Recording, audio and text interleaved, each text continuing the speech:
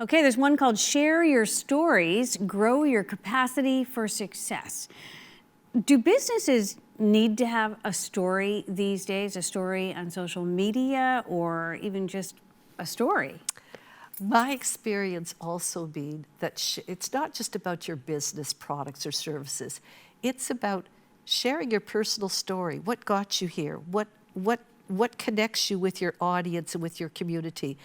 And I know that, Pamela, you're involved in the cancer... Canadian Cancer Society Prevention Center. Yes. Mm-hmm. And it's not just about the building. It's about the people that have made this happen. Their story. What is their story? So it often gives you more credibility.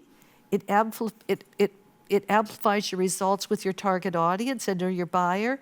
So what Trish does, Trish, the speaker in this one, she creates a safe zone to learn, share, and receive peer feedback and recognition within this interactive session. So you walk away with learning about your own story.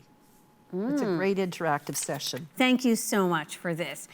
And if you would like to find out more, you can go to accelerate2021.com. This is your chance to have access to some of the best business minds in the world to help you succeed. So don't miss it.